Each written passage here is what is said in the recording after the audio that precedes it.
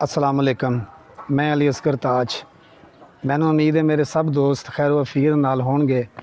प्यारे दोस्तों, अज मैं तुहानू जिहड़ा सिस्टम विखाण लगा वां ये 3.3 kW दा है और जिहड़े दोस्त ने ये सिस्टम लवाया है उन्हें स्टैप बाई स्टैप इनू अपग्रेड किया है।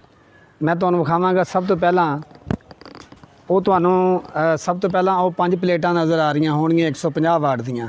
सब तो पहला उन्होंने 150 वाट दियां वो सामने वालियां 5 प्लेटां लगाइयां सन और 5 प्लेटां दे लगाने तो बाद उन्होंने उहदे उत्ते UPS के जरिए अपना 220 वोल्ट दियां जिहड़ियां मुख्तलिफ जिहड़ियां चीज़ां सन वो चलाते सन।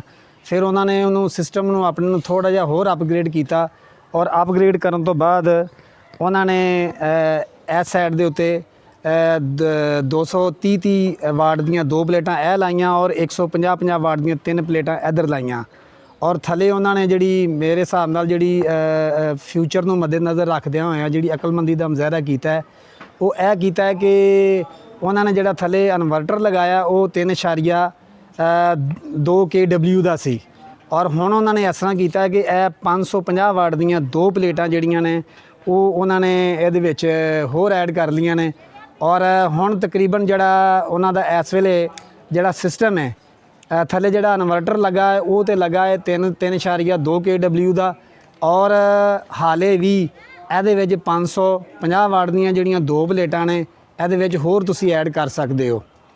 और इहदे विच मैं समझदा वां कि जिहड़ी साडे वास्ते जिहड़ी एक सबक हासिल करने वाली गल है वो यह वे कि जिस वेले भी तुसीं सिस्टम लगाओ तो ਉਹਦੇ ਵਿੱਚ थोड़ी जी तुसी गुंजाइश रख लवो ताकि जिस वेले भी तुहानू ज़रूरत पवे उस वेले तुसी ਉਹਦੇ ਵਿੱਚ प्लेटां ला के अपने लोड के मुताबिक तुसी मैनेज कर लवो। मैं थोड़ी जी तुहाडी मालूमात वास्ते होर तुहाडी खिदमत विच यह गल पेश कर देवां कि जिस वेले असी सिस्टम लगाने आ तो उस वेले जिहड़ा ना बहुत ज़्यादा जिहड़ा सवाल है ना वो यह पुछया जाता है कि असी 3.2 किलोवाट का असी सिस्टम लगा रहे हैं और ਇਹਦੇ ਉੱਤੇ ਸਾਡੀ ਕਿਹੜੀ चीज़ चलेगी।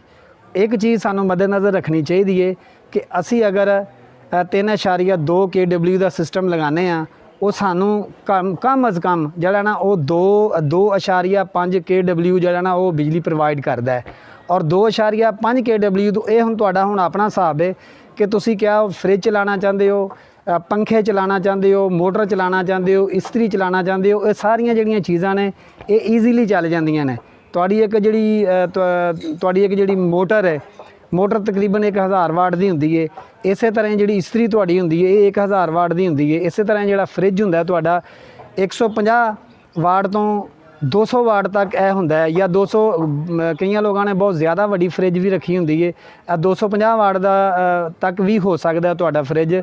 इस तरह जिहड़े तुहाडे पखे ने 100 तो 125 वाट तक होंदे ने। यानी कि अगे तुहानू एक सिस्टम ने 2.5 kW तुहानू पावर जिहड़ी है वो तुहानू दे दी है। ये अगों हुण तुहाडी मर्जी है कि तुसी किस तरीके दे नाल उहनू तकसीम करदे हो। अक्सर तौर पर जिहड़ा सवाल पूछा जाता है कि साडी किहड़ी चीज़ चलेगी। मैं तुहानू एक जनरल फार्मूला दसदा है कि एडा साडा सिस्टम होवे इनू अगर साडा 3.2 kW का साडा सिस्टम है सानू कम अज़ कम वो 2.5 kW जिहड़ा बिजली है वो प्रोवाइड करता है। और तुसी ये अगे तुहाडी मर्जी है कि उस सिस्टम के नाल तुसी किहड़ी चीज़ चलाना चाहते हो। और यह जिहड़ी तरतीब मैं तुहानू दसी है कि जिस तरीके नाल अगर तुसी कोई सिस्टम लाना चाहते हो पहले तुसी अगर यानी कि पहले छोटे स्टैप तो तुसी उत्ते जाना चाहते हो तो पहले तुसी सिस्टम जिहड़ा इन्वर्टर है वो तुसी वड्डा ला लवो और उस तो बाद फिर ऐसा जिहड़ा ना उहदे विच तुसी प्लेटां ऐड करदे जाओ, सोलर पैनल जिहड़ा ऐड करदे जाओ और उहदी जिहड़ी पावर है वो तुसी वधांदे जाओ।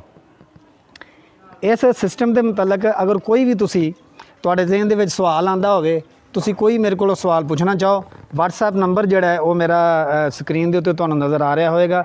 सिस्टम के मुतलक कोई भी तुसी सिस्टम लवाना चाहते हो या सिस्टम के मुतलक कोई सवाल पूछना चाहते हो WhatsApp नंबर मेरा स्क्रीन पर नज़र आ रहा होएगा। सवाल तुसी कर सकते हो WhatsApp के उत्ते वॉइस मैसेज करके। अली असगर ताज नूं इजाज़त दिओ। किसी नवीं वीडियो दे नाल मैं दोबारा तुहाडी खिदमत च हाज़र होवांगा। अस्सलाम वालेकुम।